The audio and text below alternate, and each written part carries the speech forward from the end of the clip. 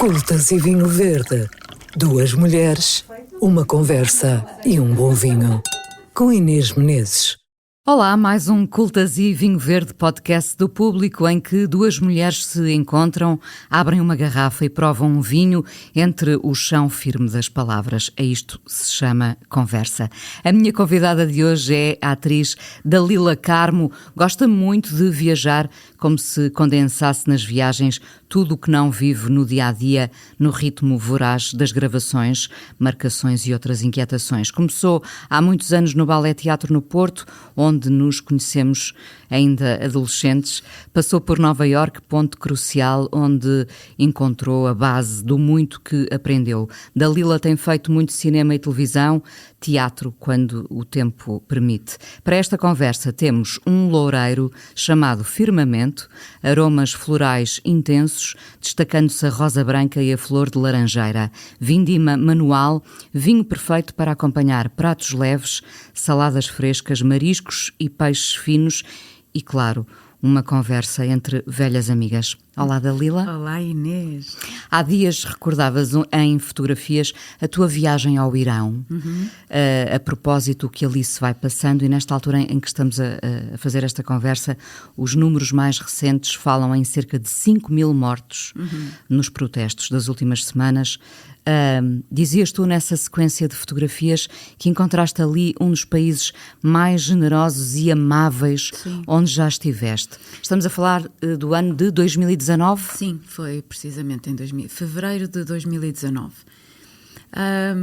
Sabes que, não pelas melhores razões, mas o facto também das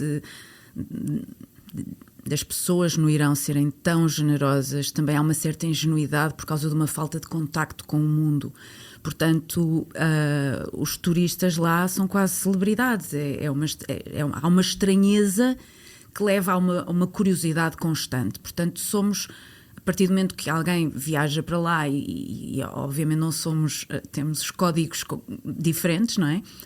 Somos obrigadas a usar o hijab, mas para todos os efeitos está-nos escancarado que não somos iranianas. Portanto, há essa curiosidade permanente, leva as pessoas a uma aproximação, abordam-nos e convidam-nos para jantar. Houve uma criança que é em Isfahan, veio ter comigo, estava a jantar e trouxe-me um número de telefone diretamente. Ela falava um bocadinho de inglês e disse-me: a minha mãe quer ser tua amiga. E portanto isto é uma coisa muito recorrente. As pessoas de facto estão extremamente abertas para o exterior porque têm essa curiosidade também, e infelizmente por ser uma coisa pelo desconhecido, não é? Portanto também não vamos fantasiar que toda essa bondade tem a ver só com uma identidade que também acredito que seja essa, altruísta, generosa, aberta, etc., mas também pelo facto de não haver grandes pontos de contacto com o mundo. Portanto, há um lado enviesado nesta abertura para os outros que tem a ver com essa inocência, não é? Tu foste sozinha, tinhas lá um amigo? Fui, tinha lá, eu tinha estado em gravações com um ator, o Adriano, e o Adriano é uma estrela de blockbusters iranianos. Não faz filmes do Panahi nem do Asghar Farhadi, mas fez dois filmes, aliás, iranianos que se chamam Texas. E lá é um cowboy, é uma super estrela. E então é muito cómico assistir também a ver a forma como ele se relaciona lá com as pessoas. E ele disse-me que ia para lá filmar. Eu já andava a adiar esta viagem há imenso tempo. Eu disse: opa, então se calhar vou ter contigo. Para mim é mesmo importante eu fazer uma parte da viagem sozinha, porque eu detesto, eu estava com medo, eu nunca tinha viajado com ele, já tinha trabalhado com ele, mas de repente a possibilidade... Mas disse: olha, dás-me boleia pelo menos na minha chegada para eu perceber como é que se chega ao Irão. Eu estava, de repente nós temos vários receios, não é? Tipo, o primeiro é... E se me ficam com o passaporte, como na Coreia do Norte? Estás a ver? E portanto ele disse: não, sim, sendo que, e eu acho que tenho a confiança do Adriano para poder dizer isto, ele é um viajante bastante mais imprudente do que eu, e então eu tive de lhe dar recomendações que o Adriano acabou por não cumprir e que se viraram contra ele. E que eu não vou agora aqui cometer essas inconfidências, mas pelo menos a maior delas que eu disse logo, Adriano, não faças uma coisa dessas, eu tinha-lhe recomendado precisamente a leitura do livro da Shirin Ebadi, que ganhou o Nobel da Paz nos anos 90. O Despertar do Irão. O Despertar do Irão. E então ele está num voo a caminho de Teherão e mostra-me muito contente uma fotografia daquele livro. Ora, ela obviamente é uma escritora maldita no Irão, e se ele entrasse no país com o livro seria automaticamente detido, vigiado, etc, etc. Portanto, eu disse ao Adriano, vais imediatamente deitar esse livro fora, ou escondes, ou mudas a capa, ou rasgas o que tu quiseres, mas tu não podes entrar no Irão a ler esse livro. E, portanto, há todo um código de viagem que tu, à medida que vais fazendo, tu sabes. Ou seja, a primeira coisa é o que é que podemos e não podemos fazer, o que é legal e o que é que não é legal, ou o que é que atrai a atenção sobre nós, ou aquilo que para uma pessoa ser viajante tem de ser invisível no meio da multidão, tem de ser de facto discreta, para podermos ter esse estatuto maravilhoso que é o estatuto da observação, não é? Tu preparas-te muito bem antes de cada viagem? Eu costumo me preparar muito bem. Sabes ao que vais? Sei, sim. É raro apanhar, quer dizer, nós não podemos nunca fazer uma afirmação assim tão irrefutável, mas gosto de saber com o que é que posso contar, não é? Já me aconteceu estar desprevenida e depois também não quero ser excessivamente medrosa, porque depois isso também acaba por me condicionar os passos, e gosto de me relacionar com as pessoas e de manter esta curiosidade. Achas esperta. Que há um meio termo, Dalila? Ou seja, entre a coragem e alguns receios que há ali um meio termo que é esse que te permite estar com alguma segurança em territórios mais agrestes? Esse meio termo é fundamental. Tu tens de estar sempre alerta, tens sempre de ter os teus sentidos muito, muito despertos e essa visão periférica, não é? Porque de facto é importante mantermos sempre essa consciência do outro e ouvirmos os sinais. Eu lembro-me, por exemplo, na Nicarágua, antes de começarem as manifestações em abril de 2018, por exemplo, que eu estava lá, e estava um festival de marionetas no Teatro Rubem Darío, em Manágua. Toda a gente dizia, o que é que tu vais fazer em Manágua? Manágua é feio. Eu disse, pois, eu quero perceber, não há como perceber um país se formos diretos para uma ilha ou para um hotel, não é? Portanto, é fundamental esta passagem em Manágua. E havia um festival de teatro de marionetas, que tu e eu temos esta familiaridade e este gosto. E eu disse, que bom, vou ficar aqui uns dias a ver espetáculos. E o primeiro dia foi assim um bocadinho estranho, até porque toda a gente se levantou e cantou o hino e foi assim, uau, mas está aqui alguma entidade soberana? Não havia, portanto há aqui esta subserviência ao Daniel Ortega, neste caso, e à mulher. E então fiquei assim, mas pronto, tudo bem, aquilo estava naquela altura ali numa paz podre. Também sozinha? Aí sozinha, completamente sozinha. E foi mais ou menos a meio, portanto eu lembro-me de ter chegado à Nicarágua no início, tipo dia 1 ou 2 de abril, e as confusões começaram para aí a 14. Eu não fui direta, eu não comecei por Manágua, eu comecei por ir para uma ilha no meio do lago, que é Ometepe, e depois é que Manágua foi mais à frente. E de facto começaram aí confrontos. Nós tivemos recolher obrigatório e de repente estou numa manif com tiros e com sandinistas a saírem de carrinhas de caixa aberta. Portanto, aquilo foi muito agressivo e eu não estava à espera, ninguém estava à espera, e aquilo começou por causa de uma questão de... Pronto, os estudantes começa muito com os estudantes, não é? Por causa da subida dos preços da eletricidade naquela altura, portanto aquilo rebentou muito rapidamente, e eu lembro-me que estava precisamente em Manágua quando isto começou, e ia pela segunda ou terceira vez ao Teatro Rubem Darío ver um espetáculo, e fiz o caminho a pé, achando que do sítio onde eu estava a dormir até ao teatro seria uma distância razoável.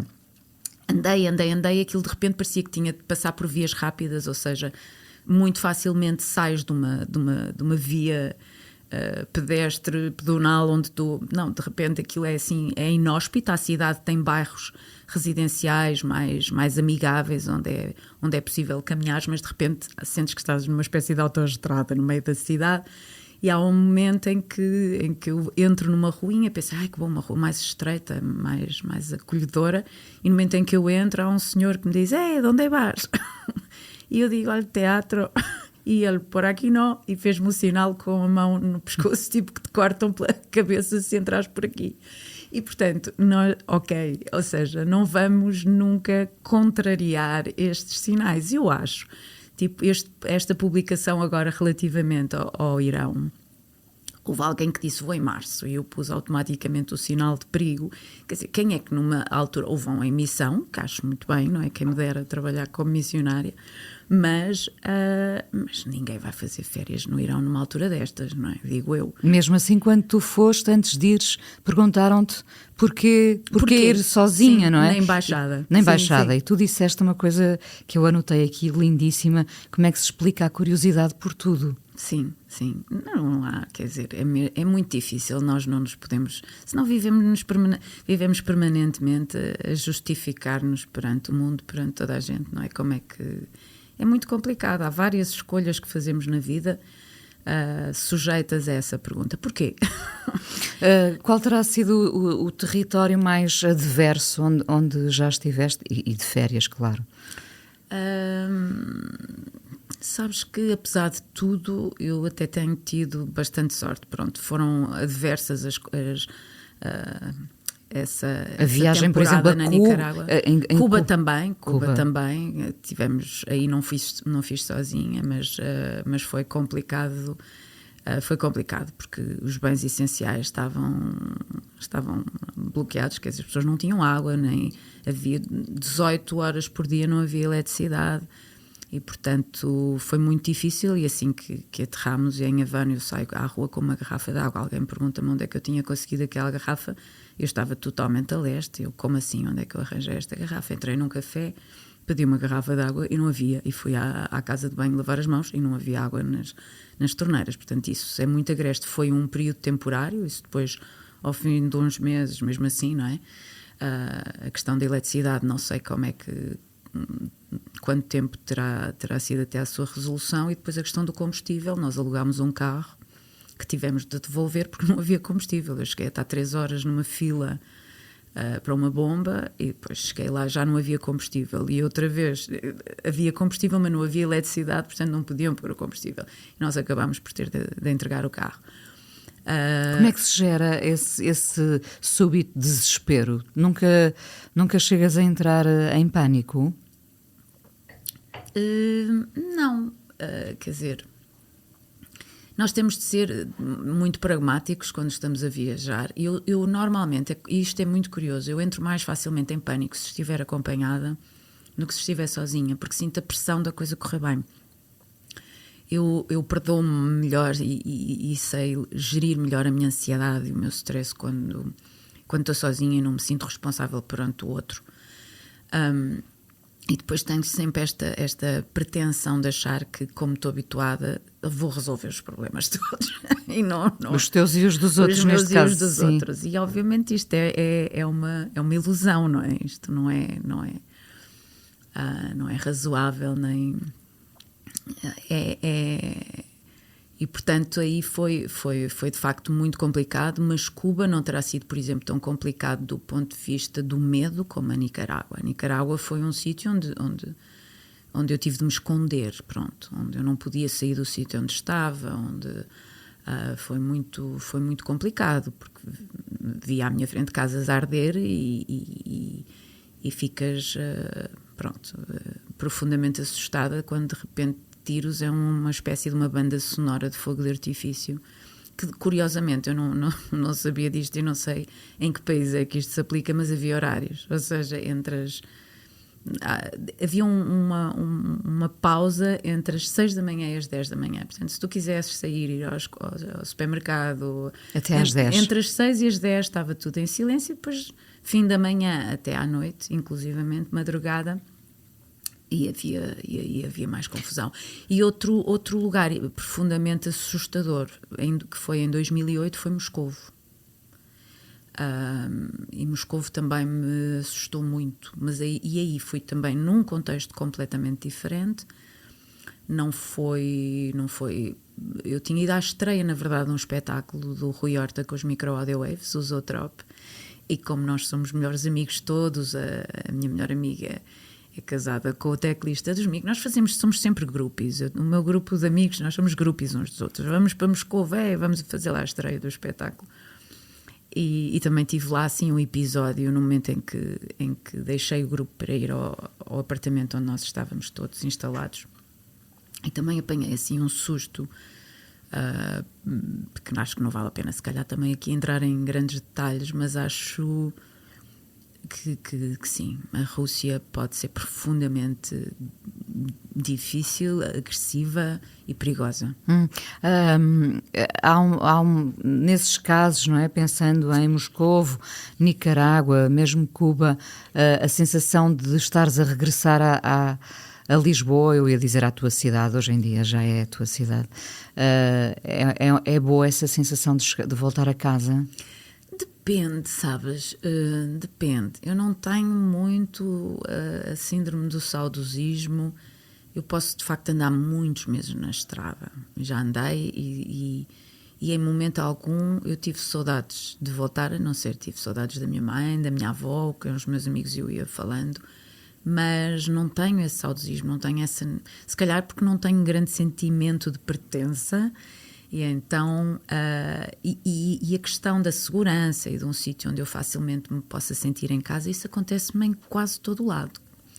E, portanto, mesmo na Nicarágua, quando aquilo aconteceu, toda a gente estava a dizer, e agora vais embora? Eles tinham fechado fronteiras, que até foi muito curioso, porque numa daquelas pseudo-imprensas cor-de-rosa aqui, houve alguém que disse: Dalila Carmo presa na Nicarágua, corre risco de vida. Presa, rebelde Dalila Carmo. Fui presa. Houve pessoas de facto que acharam que eu estive presa porque fecharam as fronteiras, portanto, metaforicamente estive presa, mas... Estiveste retida. Mas que também não ia sair naquela altura, portanto, a única coisa que me perguntaram foi: vens-te já embora? E eu disse: não tenciono, ainda não acabou a minha viagem, ainda não acabou por aqui, portanto eu espero que isto acabe. E vou tentando contornar. E depois acabei por, ao fim de 10 dias, estava um bocadinho cansada daquela banda sonora, e há sempre lugares onde tu te consegues refugiar, e no meio do lago, o Lago Nicarágua, que é assim um paraíso, tu tens vários ilhéus, e depois encontrei lá uma casinha onde só ouvia pássaros e andava de caiaque no lago. E ficaste lá sozinha? Fiquei. E foi muito bom. Eu tinha sido operada ao braço, tinha feito aqui uma coisa, e então adorei andar de caiaque. 2 meses depois da cirurgia, eu não faço desporto nenhum. Eu estou aqui a falar, parece que sou assim, devia fazer, mas não faço, sou péssimo exemplo. Mas aquele lago é maravilhoso, eu tenho assim imagens de acordar ali com os vulcões à volta, com aquela natureza toda, com os pescadores a mandarem as redes ao nascer ao pôr do sol e aquela luz, e fiquei ali uns dias absolutamente paradisíacos. Ninguém diria que o país de facto estava a passar por aquilo que estava. Dei todos os meus medicamentos, que eu lembro, vou sempre com o meu kit de medicamentos, isso não me pode faltar, e a rapariga, portanto, eu em Manágua estava num hostel, La Bicicleta chamava-se, acho que ainda existe, e houve uma rapariga que me disse: olha, os meus amigos estão retidos na faculdade, foram magoados, foram baleados, etc, precisam de medicamentos. Eu lembro-me de ter deixado lá basicamente tudo o que era antibióticos, analgésicos, etc. E essa é uma base importante para viajar. As pessoas normalmente não se lembram, mas eu viajo com alguém que leva uma mala só com medicamentos, e de facto em alturas críticas, se tu não tens medicamentos, é complicado. É fundamental. Eu não... Toda a gente sempre gozou comigo com essa parte dos medicamentos. Mas depois, quando eles faltam... É a melhor coisa. Não, há lugares, de facto, onde nós não temos acesso a um centro de saúde, e há medicamentos que simplesmente, olha, Cuba seria impossível, as farmácias estavam vazias, quer dizer... portanto, eu acabo sempre por levar para mim e para quem precisar. O tempo em que terás estado mais tempo ausente, foi por motivos de trabalho, telenovelas, Moçambique, por exemplo, não? Moçambique tivemos quase 6 meses a gravar A Joia da África em 2002. Sim, quer dizer, a primeira vez foi quando fui estudar para Nova Iorque, né, que foram 2 anos assim, mais ou menos de seguida, e aí sim eu acho que não estava preparada. Em Nova Iorque foi, lá está, aquelas cidades, aqueles mundos que são profundamente idílicos para a maioria das pessoas, e que é um sonho ir a Nova Iorque, aos Estados Unidos. Para mim é uma cidade também que é muito paradoxal. Eu não tenho nada uma relação pacífica com essa cidade. E fui aos 20 anos sem conhecer nada. Pronto. Também faz diferença, não é? Aos 20 anos tem outro impacto. Sim. E portanto, mas também lá está, dá-te ferramentas, não é? É uma escola de vida quando vais viver para uma cidade destas onde não conheces ninguém, a não ser uma professora de teatro. E de repente, nos anos 90, que também a cidade vai mudando drasticamente de década para década, e portanto há sempre, acho que tu basicamente vais viajar e viver noutros lugares, é uma forma de facto muito importante, é uma maneira de te politizar, de te dar uma consciência do outro, de perceberes estes códigos sociais, estas visões, esta identidade tão diferente que é o mundo, não é? Que é, tens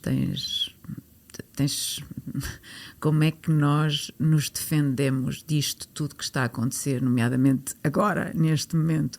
E obviamente quanto mais mais global for a tua perspectiva, quanto mais te conseguires visualizar esses enquadramentos tão diferentes, há todo uma compreensão que não deixa de ser superficial, que não deixa de ser uma coisa periférica, pode não ter grande profundidade, porque a verdade é que nós não conseguimos pertencer ao mundo inteiro, não conseguimos ser um bocadinho de cada país.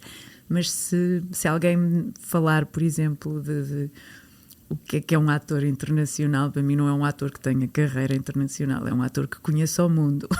E eu sempre tive esta coisa, eu quero é conhecer o mundo, para mim isto é a minha definição de internacional, é eu saber o que é estar ali e ali e ali.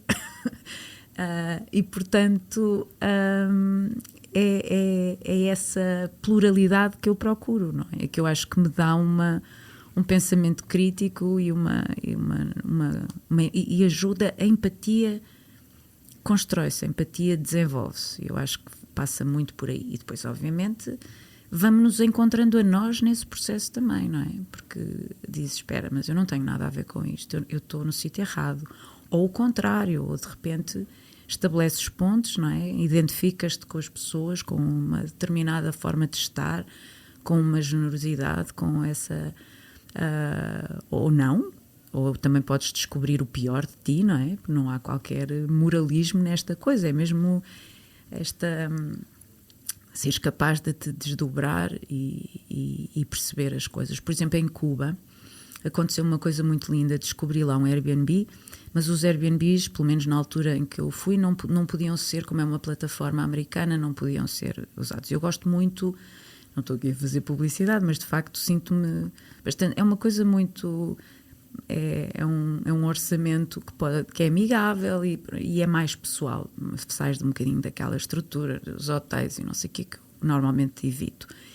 E então arranjei uma maneira de comunicar com o rapaz, como a plataforma te bloqueia os algarismos, para não haver transações fora da plataforma, arranjámos uma maneira de comunicar por extenso, em que cortávamos os algarismos ao meio por extenso. Pronto. E lá trocámos números de telefone e eu combinei pagar em efetivo quando chegasse. E de repente descubro um lugar com uma pessoa que trabalhava em cinema e que realizava documentários, e de repente nós tivemos conversas incríveis e tinha em casa dele toda a literatura proibida em Cuba, porque tu em Cuba só encontras livros sobre o Fidel, não é? E sobre o Che, e não encontras, e de repente toda a literatura estava proibida em Cuba, estava em casa deste homem, tinha uma biblioteca inacreditável e uma casa num lugar inacreditável, e com quem eu também estou em contacto até hoje, e de repente estou no meio de Vinhales, em Cuba, a falar sobre as grandes referências de cinema, das minhas referências de cinema cubano. Ele, por exemplo, ele trabalhou no Morango e Chocolate, que eu não sei se te recordas, oferecem chocolate. Sim. Ele era o assistente de realização desse filme. E pronto, e aquelas coincidências, porque mas existe... Tudo isso do acaso. Do acaso, porque de facto, pronto, eu acredito neste magnetismo, não é? Nesta coisa que parece que te direciona para aquilo que tu procuras de uma maneira ou de outra. Que se vai fabricando de uma forma invisível, sem te aperceberes, É uma teia que cada um vai urdindo, não é? Para o bem, neste caso, sim. Acho eu. Estamos no início de 2026, já pensaste nas viagens que queres fazer este ano? Olha, ainda não. Poderíamos dizer que o mundo não está para grandes viagens, mas... É isso, basicamente é isso. Acho que agora tenho de pensar no curto prazo, até às vezes tenho um certo pudor em usar a palavra viagem, porque tornou-se aliás, sempre foi um bem de luxo, mas às tantas, quase que neste momento falar sobre isso é demasiado lifestyle. E eu identifico-me um pouco com esta palavra lifestyle, mas assim no curto prazo vou a Berlim ver um espetáculo e uma exposição de um artista plástico que eu gosto muito e de uma encenadora que eu ainda não conheço, mas que estou muito curiosa para ver. E assim são viagens muito curtas, são apontamentos, são 3 dias. Não tenho assim nada programado, quero perceber o que é que vai acontecer. Neste momento também estou mais moderada em relação a isso. Sabes que a questão da viagem eu dou-me muitas vezes como recompensa. Faço uma coisa bem, vou-me dar este presente. Para já não estou a fazer nada que mereça ter outro presente em breve. Portanto, neste momento estou em modo formiguinha a tentar merecer a próxima viagem. Deixa-me só lembrar, e daqui a pouco também já vamos fazer um brinde, nós estamos a beber este loureiro chamado Firmamento de 2022. No meio disto tudo há o trabalho. Estás neste momento a gravar? Ou estás em pausa? Estás em posio? Estou em posio. Sim, estou em pausa, vou só gravando assim trabalhos pontuais, locuções, estou à espera de instruções, porque tenho um contrato que me obriga a estas paragens e ficar assim, às vezes excessivamente na expectativa do que é que vai acontecer a seguir. Isto também para não gastar demasiado a imagem. Eu acho que sim, também, e pronto, e porque há projetos que podem ser mais, sei lá, eles sabem mais ou menos também quais são as minhas intenções, eu também já temos, pronto, com base no diálogo e numa relação que dura há muitos anos, também existe esta confiança, não é? E tinha agora projetos de teatro que acabaram por não se concretizar já, mas que foram adiados, e então estou a trabalhar, como é que é de dizer isto? Em coisas que saiam talvez um bocadinho da minha vertente de atriz, mas neste momento eu não me importo de estar na retaguarda, portanto não tenho esta necessidade, cada vez tenho menos, aliás, o que é um bocadinho assustador, cada vez tenho menos esta necessidade de estar à frente e de estar a representar em contínuo, que é uma coisa que nos acontece muito até pela própria instabilidade da profissão, e depois às tantas perdemos-nos. É tão bom poder estar a observar só. Não é?